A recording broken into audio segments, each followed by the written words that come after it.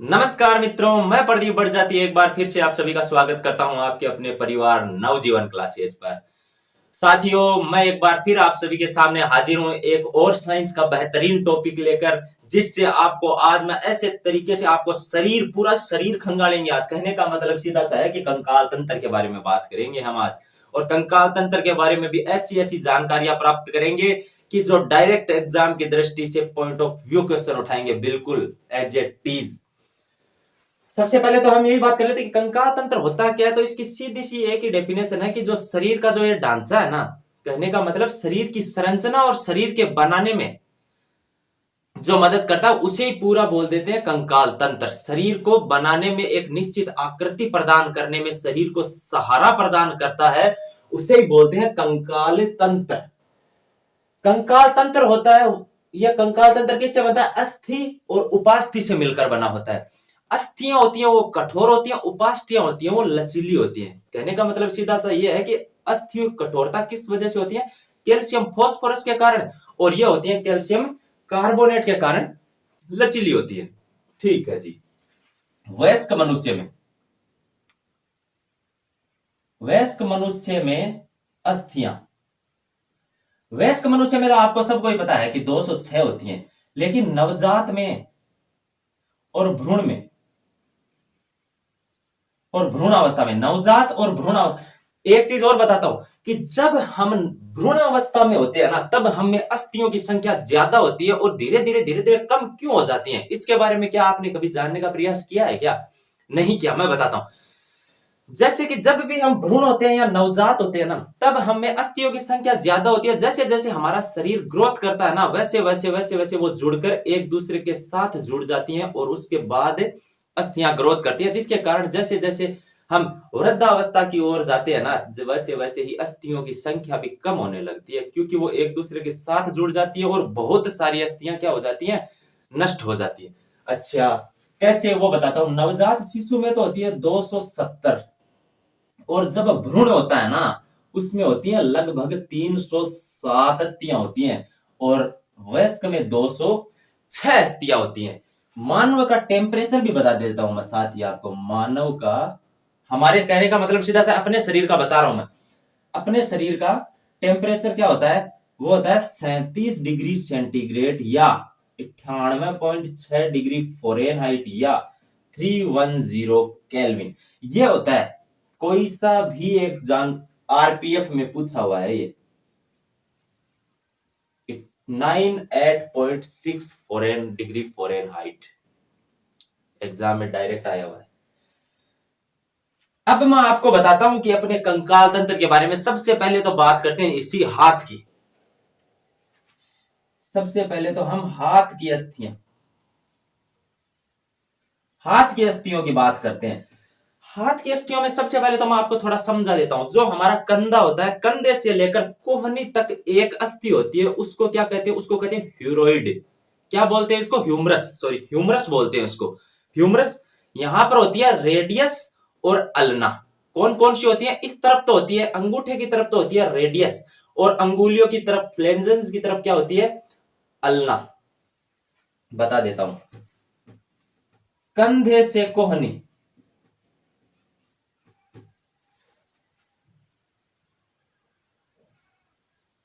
Humerus. कोहनी से कलाई, कोहनी से कलाई, रेडियस और अल्ना। रेडियस होती है ये अंगूठे की तरफ होती है, और अल्ना होती है वो अंगुलियों की तरफ होती है, फ्लेंजेंस की तरफ होती है। ओके, ये तो मैंने बता दिया। थोड़ा सा मैं आपको ऊपर लिख देता हूं यहां पर। यह अंगुलियों की तरफ हो गई। ठीक है जी। अब मैं आपको आगे थोड़ी सी जानकारी देता हूं कि यह जो कलाई होती है ना, कलाई इसमें भी होती है, और कलाई से आगे होती है कार्पल्स, उसके बाद हो गई मेटाकार्पल्स, उसके बाद कार्पल्स, मेटाकार्पल्स, फ्लेंजेंस। उंगुलियों में कहने का मतलब यह है कि सीधा सीधा इन उंगुलियों में कितनी होती है? उंगुलियों में होती है 14। इनको बोलते हैं अंगुलास्थियां। सीधा सा बस पूछता तो ये दो ही है, लेकिन वो भी मैं आपको बता देता हूं। यहां पर होती है 14, और हाथ में अस्थियां होती कितनी है? हाथ में अस्थियां होती है 30। 30 अस्थियां कौन कौन सी होती है? एक ये, दो यहां पर हो गई, 14 ये हो गई, पूरी जोड़ लेते हैं हम। 14 1 2 कितनी हो गई? 17। 17 के बाद जो आगे बचती है ना, वो बताता हूं मैं आपको। एक तो बच गई कार्पल्स और एक बच गई मेटाकार्पल्स। कहने का सीधा सा मतलब ये है कि ये जो कार्पल्स होती है ना, वो कलाई के अंदर होती है। कार्पल्स होती है 5 और मेटाकार्पल्स होती है 8। 5 होती है कार्पल्स और मेटाकार्पल्स कितनी होती है? 8 होती है। कहने का मतलब सीधा सा ये हो गया कि ये हो गई 13। तो 17 और 13 30। 17 और 13 कितने हो गए? 30 हो गए। जानकारी को समझ में आई क्या? आपको याद कितनी रखनी है? ह्यूमरस, रेडियस, अल्ना, ये हो गई। Humerus, radius, ulna. अल्ना होती है अंगुलियों की तरफ, 3 ये याद रखनी है। कार्पल्स, मेटाकार्पल्स और फ्लेंजेंस हो गई। फ्लेंजेंस होती है 14 है, मेटाकार्पल्स होती है 8 और कार्पल्स जो कलाई के अंदर होती है वो कितनी होती है? वो होती है 5। तो ये हो गई 30। हाथ के बारे में मैंने बता दिया आपको। हाथ में याद केवल ये 3 ही रखनी है, ये 3 ही याद रखनी है, ह्यूमरस, रेडियस और अल्ना। अब मैं आपको आगे बताता हूं, और पूरी 30 की मैंने आपको गणना कर कर बता ही दी।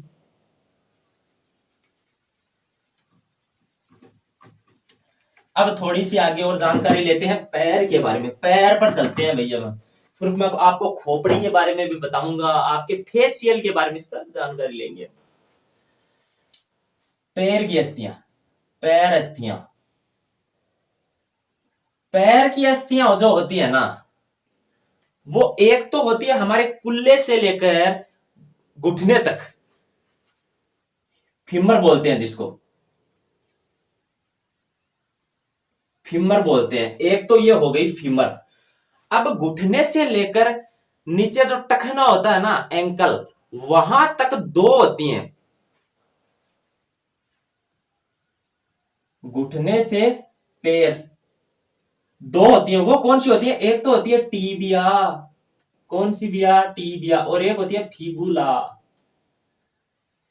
रेलवे डी ग्रुप में पूछा क्या हुआ है? टीबिया पैर में किस तरफ होती है? आगे की तरफ होती है या पीछे की तरफ होती है? टीबिया हमेशा, बोला ना, नली पर लागी दे, वो नली होती है ना, वो होती है टीबिया। और टीबिया के जस्ट पीछे वो होती है फिबुला। आगे होती है टीबिया, पीछे होती है फिबुला।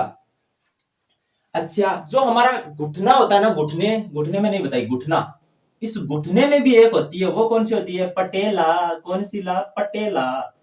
ये जो पटेला होती है ना, वो होती है घुटने के अंदर। इसीलिए यहां पर मेटाटार्सल्स की संख्या 7 हो जाती है। कितनी हो जाती है? मेटाटार्सल्स की संख्या 7 हो जाती है। बाकी हाथ की जितनी कलाई के अंदर होती है ना, वही यहां पर टार्सल्स में होती है। टार्सल्स में 5 हो गई, मेटाटार्सल्स पैर के अंदर 7 होती हैं, क्योंकि एक घुटने में होती है। वो कौन सी होती है? पटेला। पटेला के अलावा एक शब्द और भी है उसका, दोनों ही शब्द बड़े जबरदस्त हैं।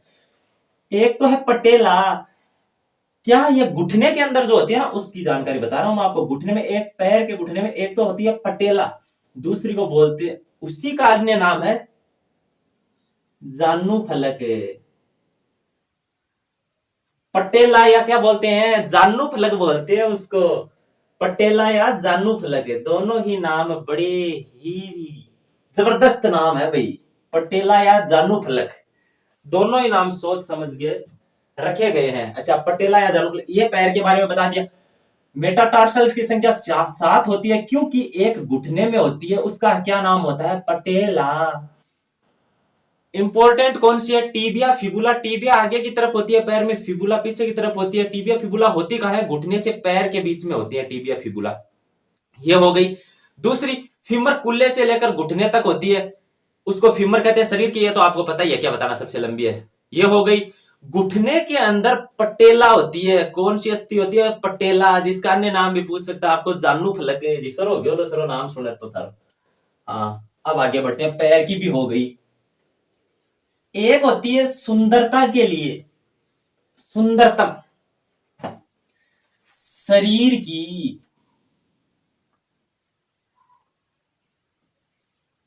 सुंदरतम अस्थि, जिसको बोलते क्या है? Collarbone. ये होती है कोलर बोन, जो शरीर की सबसे सुंदरतम अस्थि होती है, क्या? Collarbone. ये कोलर बोन होती कहां पर है? इसको भी बोलते हैं क्लेविकल। क्या बोलते हैं इसको? क्लेविकल। कोलर बोन को क्या बोलते हैं? क्लेविकल है। कोलर बोन को क्या बोला जाता है? क्लेविकल बोला जाता है। कोलर बोन को क्लेविकल। ठीक है जी। शरीर, ये होती कहां पर है? कोलर बोन क्यों बोलते हैं? जो हमारी यहां पर होती है ना, ये होती है क्लेविकल कोलर बोन, इसको बोलते हैं, क्योंकि कोलर के क्या होती है? नीचे। और जो ये विश्व सुंदरियों का मिस यूनिवर्स बनती है, मिस, सबसे पहले इसी को देखा जाता है कि कैसी है ये, बाहर निकली हुई, ज्यादा भी नहीं होना चाहिए, आंतड़ा बाहर निकला है ना, फुट रहा बोला गया, बिल्कुल सही शेप में होनी चाहिए। इसकी शेप होती है, उसको भी देखा जाता है। इसका भी एक सूत्र होता है सुंदरता का। ऐसे ही नहीं होता यहाँ पीछे जड़ा सा फिर और आंतड़ा बाहर निकल रहे हैं, चोगड़ा निकल रहे हैं और सुंदर नहीं। एक इसका भी एक सूत्र होता है जिसके तहत इसको आंका जाता है सुंदरता को। क्लेविकल कोलर बोन बोलते हैं इसको। ठीक है जी। इसको तो अब बात करते हैं पसलियों की, कि पसलियां कितनी जोड़ी होती हैं? पसलियां 12 जोड़ी होती हैं। कितनी? 12 जोड़ी। कितनी जोड़ी? 12 जोड़ी होती है हमारी पसलियां। ये इन पसलियों की बात कर रहा हूं मैं, इन्हीं पसलियों की बात कर रहा हूं मैं आपसे। कौन सी पसलियों की बात कर रहा हूं? इन पसलियों की बात कर रहा हूं। ये 12 जोड़ी होती है। कहने का मतलब ये होता है कि 24 होती है, जोड़ी 12 है। एक जोड़ी, दो जोड़ी, तीन जोड़ी, ऐसे। इनमें से 8 तो जुड़ी हुई होती हैं। 8 पसलियां, 8 पसलियां क्या होती हैं? जुड़ी रहती हैं। ठीक है। और 9वीं और 10वीं गड्ढेनुमा भाग में खुलती हैं। आपको वो पता ही है, 8 जोड़ी आपस में जुड़ी हुई होती है, और यहां पर जब आप आते हो ना, यहां पर गड्ढेनुमा अंदर चली जाती हैं। ये वो दो होती हैं, गड्ढेनुमा भाग में खुलती हैं। अब एक 11 और 12 बच गई, ये होती हैं स्वतंत्र। 11वीं और 12वीं जो होती है ना, ये क्या होती हैं? ये होती हैं स्वतंत्र होती हैं। ये बिल्कुल फ्री होती है। नीचे वाली आप हिला के ऐसे देखना, बिल्कुल भी हिलती है ऐसे जैसे बाहर आ जाएंगी। ऐसे होते हैं 11 और 12 नंबर की जो जोड़ी है ना, नीचे नीचे वाली, वो होती है स्वतंत्र। और इससे ऊपर 9 और 10 गड्ढेनुमा भाग में खुलती हैं। कौन सी? 9वीं और 10वीं। और 8 8 जोड़ियां होती हैं। ये पसलियां जो होती हैं, ये आपस में क्या रहती हैं? जुड़ी हुई रहती हैं। ये तो हो गया। अब मैं आपको आगे बताता हूं, आपकी सुंदरता के बारे में थोड़ी सी जानकारियां देता हूं। खोपड़ी। कौन सी? खोपड़ी। खोपड़ी के बारे में बताता हूं। खोपड़ी में कितनी अस्थियां होती हैं? 29 अस्थियां होती हैं। 29। कैसे कैसे वो बताता हूं। चेहरे की बात करते हैं सबसे पहले। चेहरा तेरा और कपाल। चेहरे में होती हैं 14 है, कपाल में होती हैं 8, कानों में होती हैं 6, और एक अलग होती है, उसका नाम है ह्यूरोइड। ये होती है यहां पर ह्यूरोइड। एक हो गई। कितनी हो गई ये? 15, 15, 8, ये हो गई 22 और 23। हाँ, ये हो गई 29। चेहरे में हो गई 14 है, एक ये जुड़कर हो गई 15, 15 और 6 21, और 21 और 8 29। ये हो गई 29 पूरी। चेहरे में कितनी अस्थियां होती हैं? 14 है। कपाल में कितनी होती हैं? 8। कान 3+3 बताइए मैंने आपको, और ये तीनों के तीनों के बारे में भी बता दूंगा कि ये कहां होती हैं। और एक होती है यूरोइड, ये बताई दिया आपको, यहां होती है जीभ के नीचे इस तरफ। एक होती है यूरोइड, मिलाकर पूरा बनती है खोपड़ी। आप तो कपाल भी उसी को बोलते हो। कपाल तो ओ है ऊपर लो थारो टपूक लो। और खोपड़ी ये होती है पूरी पूरी, जितने में आपका हेलमेट आता है ना, वो होती है खोपड़ी। ये होता है कपाल। ये होता है फेसियल, इसको चेहरा बोलते हैं। इसमें होती है 14 हड्डियां। ठीक है। कानों में 3 और 3 6। ये पूरी एक हो गई यूरोइड। 29 हो गई। अब मैं थोड़ी सी आपको आगे सुंदरता के लिए बता ही दिया।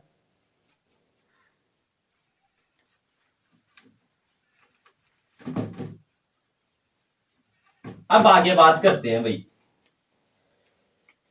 कि जो कान के बारे में मैंने आपको बताया ना, थोड़ा सा कान के बारे में बता देता हूं कि कान में तीन होती कहां है। कान में होती है तीन अस्थियां। कान के तीन भाग होते हैं, एक तो बाह्य कर्ण, एक होता है मध्य कर्ण और एक होता है, तीनों लिख देता हूं, बाह्य कर्ण, एक होता है मध्य कर्ण, एक होता है अंतःकरण।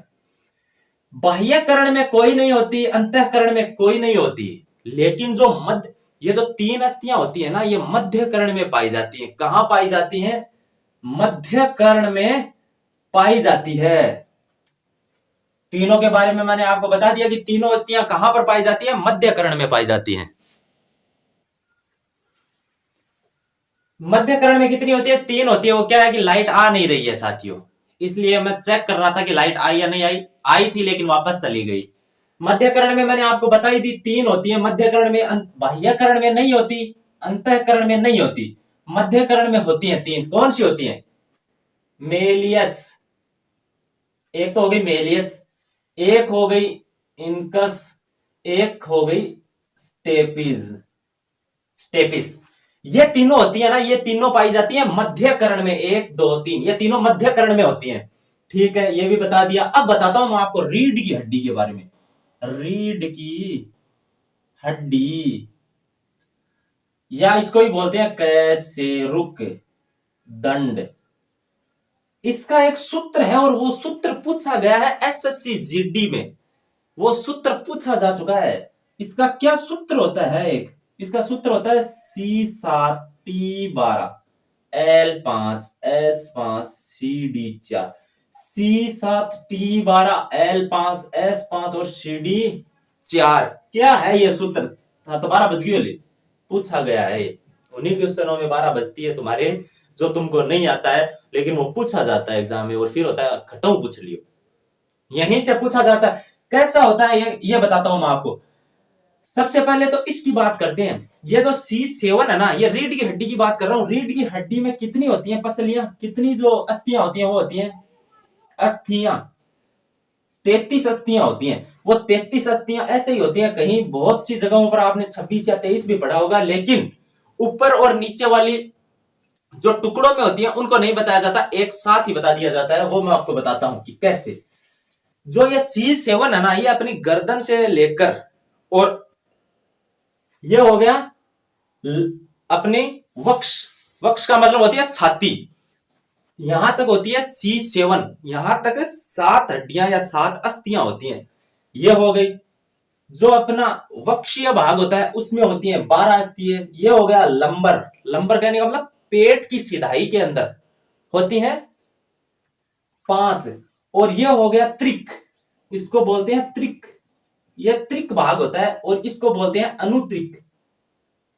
कहने का मतलब ये त्रिक वाला भाग कौन सा है? जितनी दूर में तुम लोग अपना जो बेल्ट होता है ना, बेल्ट वो बांधते हो ना, वहां पर पीछे की ओर आती है रीढ़ की हड्डी में 5, उसको बोलते हैं त्रिक। और अनुत्रिक होता है तुम्हारा जो गुहा तक होती है, ये अंत तक होता है, ये अनुत्रिक। ये कितनी होती है? 4 होती है अनुत्रिक। अनुत्रिक कितनी होती है? अनुत्रिक होती है 4। और ये होती है त्रिक, सेक्रल बोलते हैं इसको। क्या बोलते हैं? सेक्रल। ये होती हैं अस्थियां 33 होती हैं। कितनी होती हैं? 33 अस्थियां होती हैं। ठीक है, ये मैंने आपको बता दिया। मेलियस इनकस स्टेपिस के बारे में भी मैंने आपको बता दिया। अब मैं आपको एक छोटी सी जानकारी और दे देता हूं कि जो अपना जो हाथ होता है ना, हाथ, इसके पीछे ये त्रिभुजाकार अस्थि पाई जाती है। एक जैसे आप ऐसे करते हो तो पीछे की ओर निकलती है। हाथ के पीछे त्रिभुजाकार अस्थि, हमारे हाथ के पीछे त्रिभुजाकार अस्थि पाई जाती है। उसको क्या बोलते हैं? उसको बोलते हैं स्केपुला। स्केपुला, क्या बोलते हैं? स्केपुला। इस त्रिभुजाकार अस्थि को बोलते हैं स्केपुला। क्या बोलते हैं? स्केपुला। ये हो गया। जो हमारा हाथ होता है, इसको रीढ़ की हड्डी से जोड़ने के लिए 2 अस्थियां काम करती हैं। उनमें से एक तो ये होती है स्केपुला, और एक मैंने आपको बता दी कॉलर बोन। ये जो दो अस्थियां होती है ना, ये दोनों हमारे हाथ को रीढ़ की हड्डी से जोड़ती हैं और हमारे पैर को रीढ़ की हड्डी से जोड़ने वाली अस्थि की संख्या है 1। मिलाकर दोनों पैरों की हो गई 2। ये होती हैं 2। और पैर की एक ही अस्थि के 3 भाग होते हैं, वो 3 अस्थियां नहीं होती हैं। आपने बहुत जगह पढ़ा होगा कि 3 अस्थियां होती हैं, वो 3 अस्थियां नहीं होती हैं। अस्थि तो एक ही होती है, उसके 3 भाग होते हैं। ठीक है, मैंने आज आपको कंकाल तंत्र के बारे में पूरा बताने का प्रयास किया। आपने क्लास को एंजॉय भी किया होगा और आपके समझ में भी आया होगा। तो दोस्तों, मैं उम्मीद करता हूं कि आपको ये वीडियो अच्छा लगा है, और अगर अच्छा लगा है तो लाइक करना नहीं भूलिएगा। थैंक यू, धन्यवाद।